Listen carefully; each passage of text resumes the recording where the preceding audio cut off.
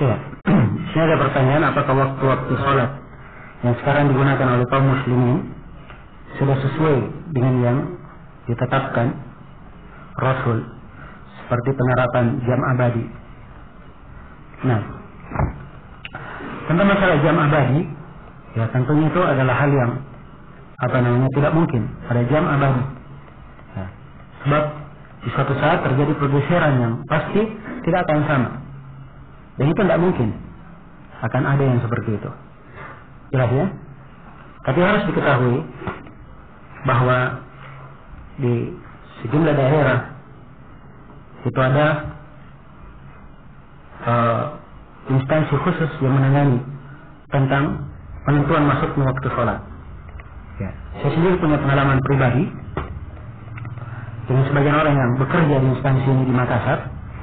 Dan saya tanya tentang waktu sholat untuk wilayah Makassar yang mereka bikin, ya, bagaimana cara mereka mengeluarkannya.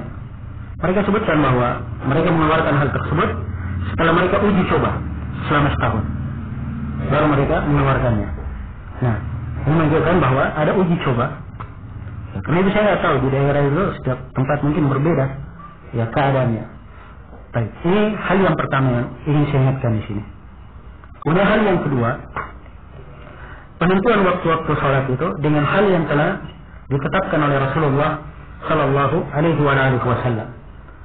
Rasulullah menetapkan waktu-waktu sholat dengan ucapannya, dengan perbuatannya. Bahkan Jibril turun khusus mengimani kaum muslimin 2 hari, menjelaskan awal waktu dan akhir waktu. Menunjukkan bahwa dia adalah hal yang telah dia terangkan secara rinci. Ya, dan pembahasan tentang waktu-waktu sholat ini mungkin kita akan uraikan insyaallah taala hari besok, hari Jumat di sholat nanti di pembahasan Bulughul Maram seputar waktu-waktu sholat. Ya. Baik, jadi yang diterangkan oleh Rasulullah Sallallahu Alaihi Wasallam. Ya. Jadi ini asal di dalam menetapkannya. Maka bagi orang yang menetapkan ini menjadi ukuran. Kalau memang seperti yang disebutkan tadi diuji coba, ini artinya dilakukan percobaan. Apa yang dia buat, kalau memang ternyata mencocoki waktu-waktu salat, maka itu adalah hal yang sudah bagus. Ulangnya. Nah, ini bagi siapa yang ingin membuat. Demikian pula bagi siapa yang mengingkari. Kalau misalnya ada yang tidak setuju dengan waktu salat, maka dia harus tahu ini sudah waktu salat atau belum. Ya, dia juga harus menyalahkan dengan dalil. Oh, jangan menyalahkan yang perasaan. Sekarang dia keluar waktu subuh, oh ini kelihatannya masih gelap ini. Ya, kelihatannya masih gelap. Ya semua orang bisa seperti itu. Kelihatannya masih gelap. Ya, dia menganggap masih gelap dengan apa? Dengan alasannya sendiri. Dengan alasannya sendiri.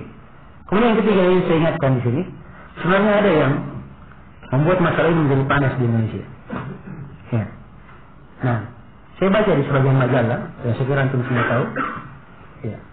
Orang yang membuat statement awalnya ini bukan orang Indonesia, orang yang berkunjung ke Indonesia. Ya. Perhatikan ya. Mungkin baru beberapa hari dia duduk di Indonesia, dia lihat waktu, dia anggap semua waktu sholat itu salah.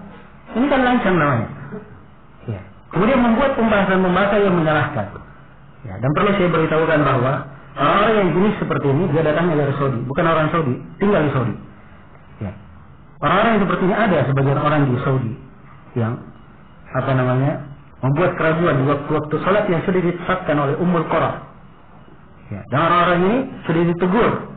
Dari masa Syekh bin Baz menegurnya, Syekh Ibnu Utsaimin, Syekh Shalih Al-Fauzan, ya, menegurnya. Bahkan suatu hari Syekh Ahmad An-Najmi rahimahullahu taala dia berkata bahwa saya pernah berada di desa, tidak ada lampu di situ, belum ada listrik, kata Syekh. Nah, suatu malam Syekh Ahmad rahimahullah beliau tinggal di sebelah selatan Saudi, perbatasan dengan Yaman. Beliau masih masuk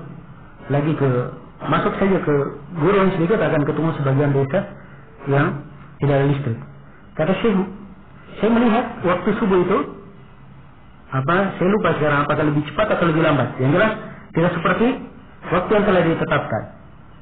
Maka Syekh Ahmad setelah meneliti beberapa kali, beliau sampaikan hal ini kepada Syekh bin Baz. Ya. Apa jawaban Syekh bin Baz rahimahullah? Kata beliau, bahwa orang yang membuat waktu sholat itu lebih paham daripada kita. Lebih paham daripada kita. Jelas ya? Nah, seperti namanya membuat keraguan umum. Bayangkan setiap kali orang adzan dikatakan, oh ini belum waktunya. Ya. Ada yang adzan subuh, ini belum masuk waktu subuh. Ya, dia sendiri nggak punya dalil untuk mengatakan ini salah. Ya. Dari mana? Dia bisa menyalahkannya. Karena itu, siapa yang yakin bahwa memang belum waktu sholat, maka asalnya dia belum waktu. Kalau dia yakin, tidak boleh dia sholat, bukan waktunya. Tapi kalau dia tidak yakin, maka apa yang tersebar secara umum dia ikuti, sebab kita punya kewajiban sholat berjamaah. Ya. Dan Nabi SAW telah bersabda, "Sallu fa in asawu falakum wa lahum, wa in akhtau falakum wa alaihim." Sholatlah kalian. Kalau sholatnya benar, pahalanya untuk kalian dan untuk mereka. Dan kalau sholatnya salah, pahalanya untuk kalian, dosanya ditanggung mereka. Ya, kan selesai. Ya, maka tidak perlu terlalu membesar-besarkan masalah ini. Apalagi kita ketahui setiap kota banyak kota tidak memungkinkan untuk melihat waktu sholat. Seperti di Jogja ini tidak memungkinkan. Ya. Kalau saya tidak memungkinkan untuk melihat apa? Waktu sholat. Khususnya untuk maghrib dan apa? Subuh. Sebab untuk maghrib dan subuh itu untuk melihatnya disyaratkan dia di tempat terbuka. Kalau di laut, dilihat di laut, tidak ada yang menutupinya. Di padang pasir tidak ada gunung yang menutupinya. Tanah lapang tidak ada gunung yang menutupinya. Jelas ya? Ketika harus terlihat terbenam, itulah terbenam. Jelas? Ya. Ketika misalnya dilihat ufuk cahaya fajar, maka di ufuk itu kelihatan gelap. Cahaya yang paling pertama muncul itulah apa? Itulah fajar. Ya. Dan dimaklumi sebagian tempat itu karena keadaan cuaca. Ya. Kadang cahaya menggunakan mata biasa itu tidak nampak, tapi menggunakan teropong bisa nampak cahaya tersebut. Ya. Maka harus dihargai orang-orang yang membuat. Kalau mereka membuatnya dengan penelitian, yang tidak boleh dibatalkan tanpa apa? Tanpa alasan dan hujjah yang benar. Nah, tanpa alasan dan hujjah yang benar. Ya, ini mungkin yang saya bisa terangkan. Wallahu ta'ala a'lam.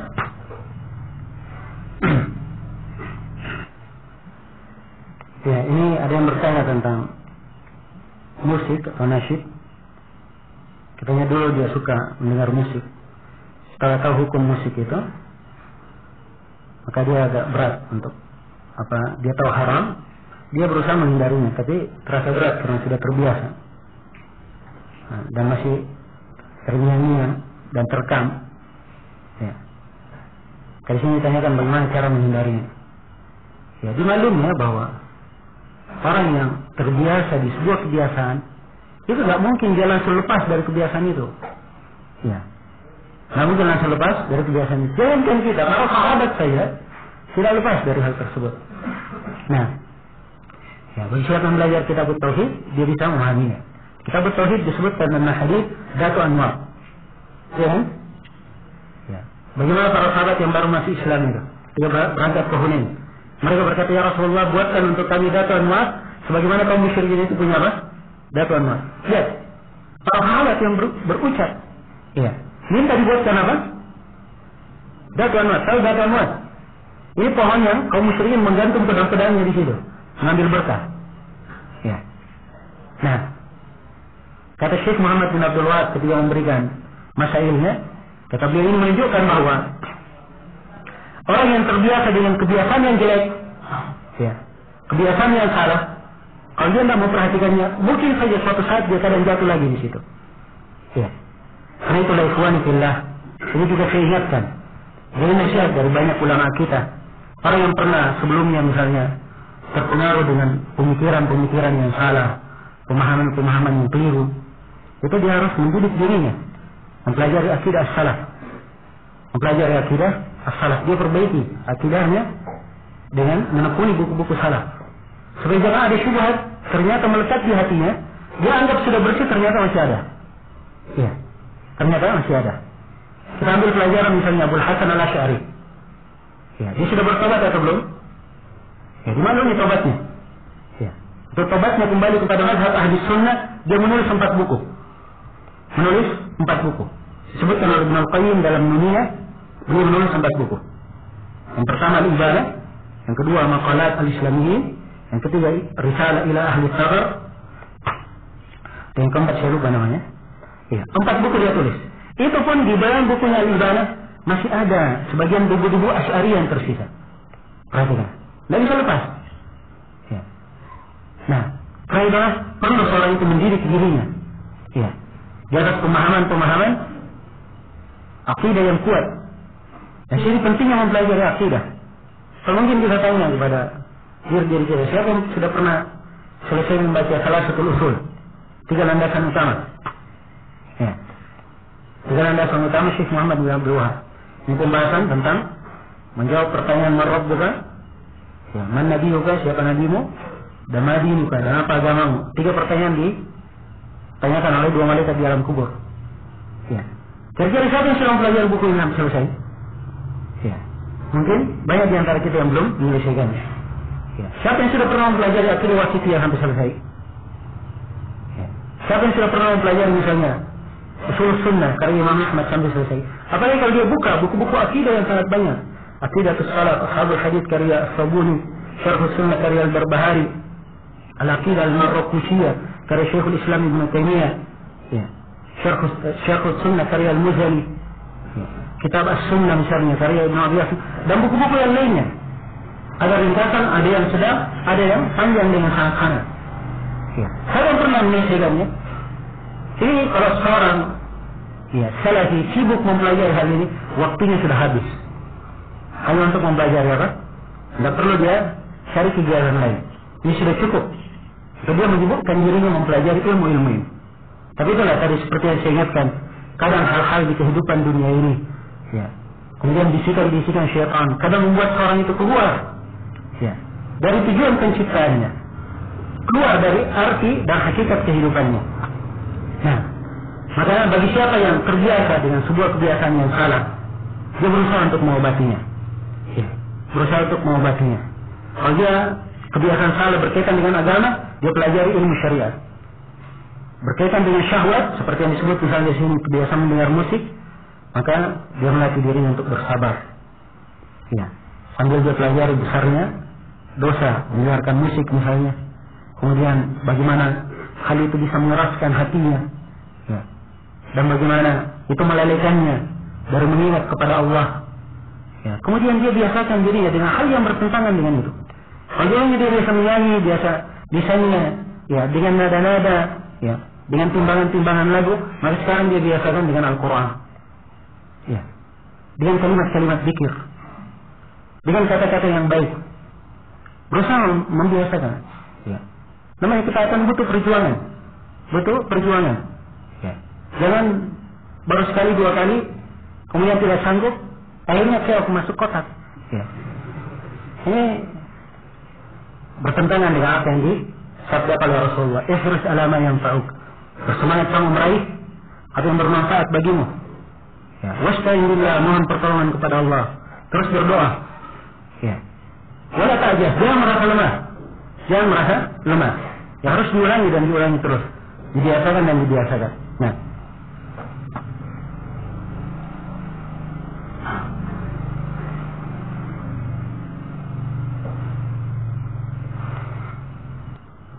Apa nasihatnya bagi kami penuntut ilmu agar tetap istiqamah di atas jalannya?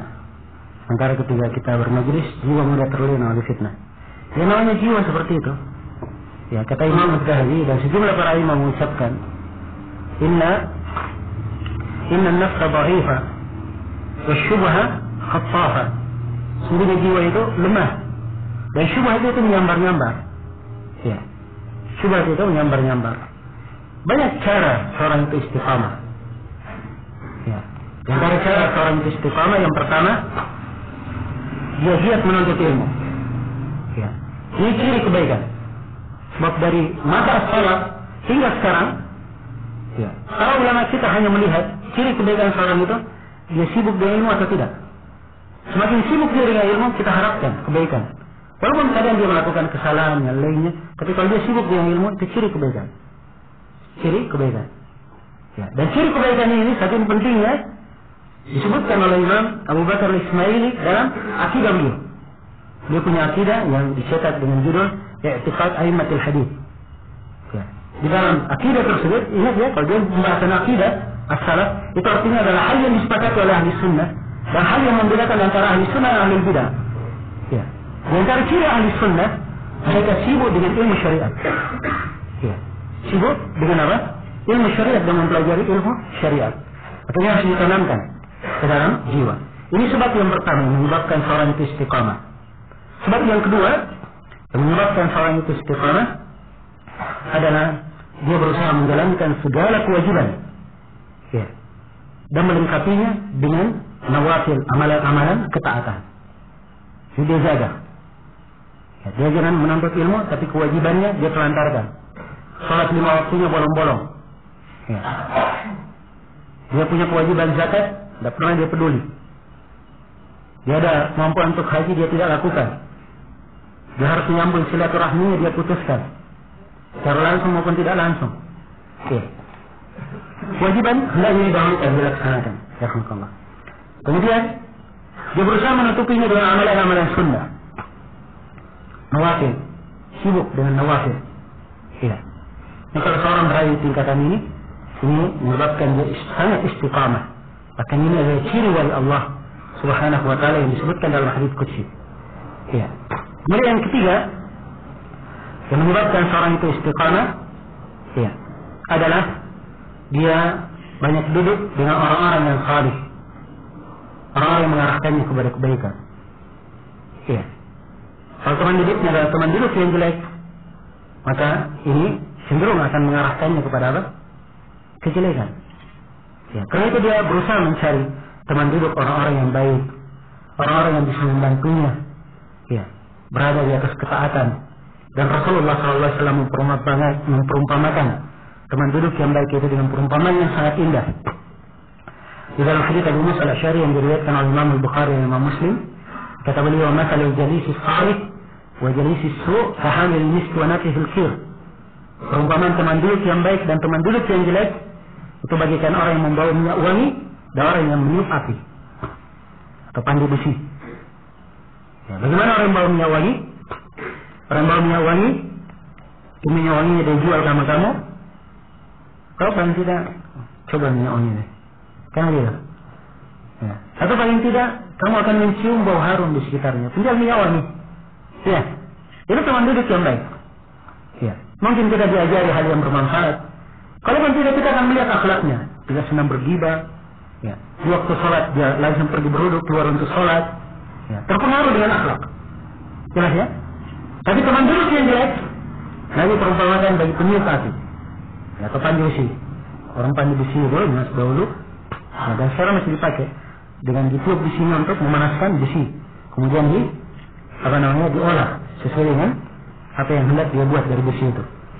Nah, pandu besi ini kata Nabi, kamu berada di sekitarnya, dia salah tiup sedikit, ya, apinya bisa membakar kamu. Ya. Kalau tidak, engkau akan merasakan suasana yang tidak enak di sekitarnya. Itu teman duduk yang jelek. Karena itu, memilih teman duduk ini antara sebab yang menyebabkan seorang itu istiqamah. Seorang itu istiqamah. Kemudian keempat, dari hal yang menyebabkan seorang istiqamah, ya, dia banyak mengambil nasihat dan petuah dari ulama. Ya. Sebab ulama itu punya kedudukan di tengah umat. Mereka adalah penasihat. Ya. Mereka melihat sebuah permasalahan yang terjadi di tengah umat bukan dengan pandangan orang-orang biasa. Ya. Kita melihat dengan sebuah pemandangan, mereka melihat dengan pandangan seorang alim yang meneropong jauh, hal yang tidak bisa kita lihat. Ya. Dan ini saya tidak bercerita sesuatu yang tidak terjadi. Sebab dalam Al-Quran Allah firman, "Inna fi dzalika laayatin lil mutawassimin." Sungguhnya dalam hal tersebut ada ayat-ayat tanda-tanda bagi orang yang punya firasat. Itulah alim ulama. Iya. Itulah alim ulama. Jadi kita banyak mengambil petuah mereka, petunjuk mereka, bertanya kepada mereka. Ini bisa mengarahkan kita kepada kebaikan dan menyebabkan seorang itu istiqamah di atas jalan. Kemudian di antara hal yang menyebabkan seorang itu istiqamah, dia menghindarkan dirinya dari segala jenis fitnah. Di dalam hadits Al-Miqdad ibn Aswad yang diriwayatkan oleh Imam Abu Dawud, Ibnu Majah dan selainnya, Rasulullah sallallahu alaihi wasallam bersabda, "Inna as-sa'ida laman junnida al-fitan Inna sa'ila laman junnibal fitan. Inna sa'ila laman junnibal fitan. Walimani betulia fasabara fawaha. Sungguhnya beruntung itu adalah orang yang dijauhkan dari fitnah. Perhatikan kalimat dijauhkan. Jadi mengesankan taufik dari Allah. Dia senantiasa berdoa kepada Allah, dijauhkan. Dan ingat, kalau dia ingin mendapatkan hal yang seperti ini, anugerah yang seperti ini, maka perbuatannya harus menunjukkan hal yang sama. Perbuatannya menjauh dari segala fitnah. Karena dari perbuatannya sering menjauh dari segala fitnah, maka Allah memberikan anugerah kepadanya, dia dijauhkan dari apa? Dari fitnah. Sungguhnya orang yang beruntung, orang yang dijauhkan dari fitnah. Sungguhnya orang yang beruntung, orang yang dijauhkan dari fitnah. Sungguhnya yang beruntung, orang yang dijauhkan dari fitnah. 3 kali diulang oleh Nabi sallallahu alaihi wasallam. Dan bagi siapa yang diuji, kemudian dia bersabar, maka sungguh sangat beruntung untuknya. Ya, sebab ya namanya hidup, tidak semuanya lancar. Ya, tidak semuanya lancar. Pasti ada di dalam kehidupan, ada cobaan, ya, ada musibah. Ya. Bahkan kalau dia adalah seorang dai menyeru dalam agama Allah, orang yang berjalan di atas jalan para nabi dan para rasul. Nabi sallallahu alaihi wasallam bersabda, "Asyaddul bala'i al-anbiya'u thumma al-amthal fal-amthal." Manusia yang paling banyak cobaannya adalah para nabi. Kemudian yang semisal dengan mereka, kemudian yang semisal dengan mereka. Ya. Maka siapa yang mendapat ujian, dia hendaknya bersabar. Dia hendaknya bersabar, dan itu adalah hal yang sangat indah baginya. Nah, dan banyak lagi sebab yang menyebabkan seorang itu istiqamah. Ya, saya akhiri dengan sebab yang ke-6, yaitu dia banyak berdoa kepada Allah Subhanahu wa taala. Terus dia berdoa.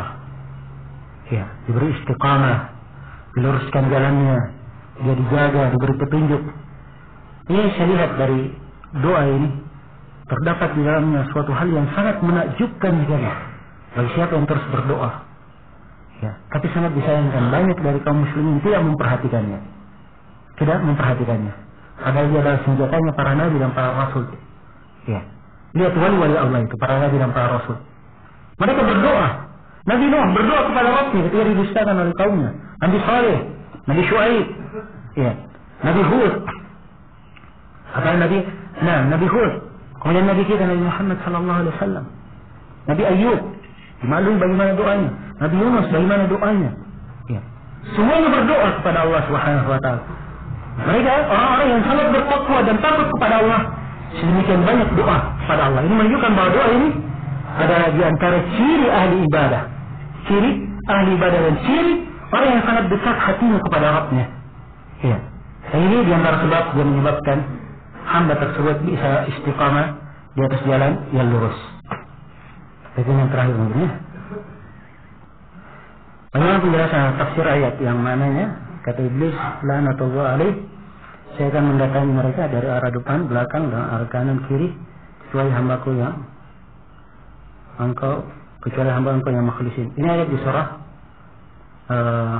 Al-A'raf. Ayat di surah Al-A'raf. Ya, dan mana dari ayat ini syaitan akan menyerang manusia dari segala penjuru. Ya, dari segala penjuru. Segala arah sisi yang dia bisa mendatangi manusia dan membisikkan kepadanya, ya, syahwat atau syubhat dia akan lakukan. Karena itu di dalam hadis yang diriwayatkan oleh Imam Bukhari dan Imam Muslim, Rasulullah SAW bersabda, "Inna syaitana yajri fi ibni Adam majrad dam." Sungguhnya syaitan itu mengalir pada anak Adam seperti mengalirnya darah. Mengalirnya darah. Ya. Dan Ibnu Qayyim rahimahullah ketika menafsirkan ayat di awal surah Ghafir, "Inna syaitana lakum aduwwun fattakhiduhu aduwwa." Sungguhnya syaitan bagi kalian adalah musuh, maka jadikanlah dia sebagai musuh. Kata Ibnu Qayyim perintah dalam ayat, jadikan dia sebagai apa? Musuh. Terus arahkan dia sebagai musuh. Jangan sampai lengah. Ini karena syaitan menyerang manusia dari segala penjuru bersama dengan detak nafasnya, bersama dengan aliran darahnya. Maka dia adalah musuh yang hendaknya senantiasa kita perangi dan kita waspadai. Nah, kecuali hamba-hamba Engkau yang ikhlas. Di sini letak pentingnya ikhlas. Dan ingat, keikhlasan itu sangat indah sekali. Ya, keikhlasan itu diantara sebab juga yang menyebabkan seorang istiqamah. Sebab dengan keikhlasannya dia banyak dijauhkan dari fitnah. Ya, dijauhkan dari fitnah. Perhatikan Nabi Yusuf alaihi salam. Ya. Nabi Yusuf alaihi salam disebutkan ya, ketika diumalin ya kisahnya. Ya. Dan kisah yang seperti ini mungkin ya, kalau bukan Nabi Yusuf mungkin dia sudah apa? Terjatuh di dalamnya. Subhanallah, Nabi Yusuf bukan orang negeri itu. Dia orang asing. Ya. Ditawarkan dalam keadaan sendirian. Itu pun bukan dia yang minta, dia yang diminta. Ya. Segala sebab sudah ada baginya. Saya perhatikan. Nah, maka Allah memalingkan darinya. Kemudian disebutkan kenapa? Innahu kana min ibadina al-mukhlasin. Dia dari hamba-hamba kami yang kami ikhlaskan. Ya, yang dibuat dalam keadaan apa? Yang dikhususkan oleh Allah Subhanahu wa taala. Ya, keikhlasan itu sangat besar nilainya. Ikhwan fillah. Dan pembahasan makna ikhlas ini termasuk pembahasan-pembahasan yang sepatutnya perlu dicermati. Ya, dan diperhatikan kandungan-kandungannya. Semoga Allah Subhanahu wa taala memudahkan untuk antum semua ilmu yang bermanfaat dan beramal dengan ilmu itu, dan semoga Allah Subhanahu wa taala selalu menjaga agama kita dan mengokohkan kita di atas keislaman dan sunnah, menghidupkan kita di atas Islam dan sunnah, dan mewafatkan kita di atas Islam dan sunnah Rasulullah sallallahu alaihi wasallam. Dan saya bermohon kepada Allah Subhanahu wa taala sebagaimana kita dipertemukan di malam yang baik ini, semoga kita dipertemukan di kesempatan yang lain, atau kalau tidak semoga Allah Subhanahu wa taala mempertemukan kita di surga yang penuh dengan kemuliaan dan kenikmatan. Innahu waliyyu dzalika wal qadiru alaih. Wallahu taala alam. Ya, kalau ada kesalahan dan kekurangan mohon dimaafkan. Subhanakallahumma wa bihamdik asyhadu an la ilaha illa anta astaghfiruka wa atubu ilaik. Walhamdulillahirabbil alamin. Wassalamualaikum warahmatullahi wabarakatuh.